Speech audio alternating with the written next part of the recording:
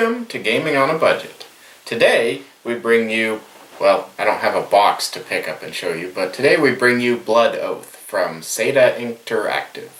Now, Blood Oath is a card battling game for 2 to 3 players, where you will be playing one of 3, horror archetype races. You have the Lycans, or the werewolves.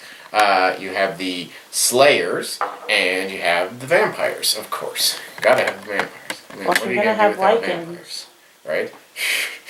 At any rate, so, in Blood Oath, quite simply, the point of the game is to beat the living Bjork out of your opponents. You win when everyone else is dead. Plain and simple. So, you are going to accomplish that by playing a series of creature cards onto either the left flank, which will put you, in line with one of your opponents if you're playing a 3-player game, or the right flank, which will put you in line with the other opponent, or the other side of your one opponent if you're 2-playing. Now, you'll also have, where are they? Here we go. You'll also have various command abilities, such as this one here, that will enhance a single unit, possibly damage some units, possibly do all kinds of nasty stuff.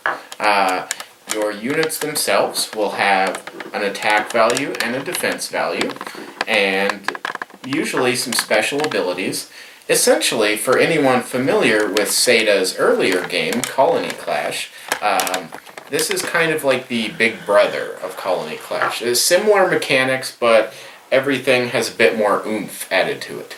Oh, and just in case it's not readily apparent, these are prototype components, many of which assembled by us. My wife has fantastic artistic talents, but, still.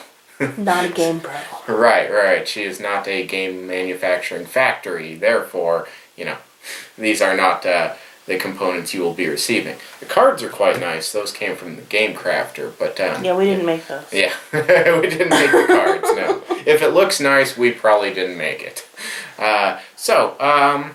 Most of it we're going to explain as we go along. But the last couple things I want to mention are you're going to be paying for everything you do with gold that you will mine with cards placed into your mining area face down.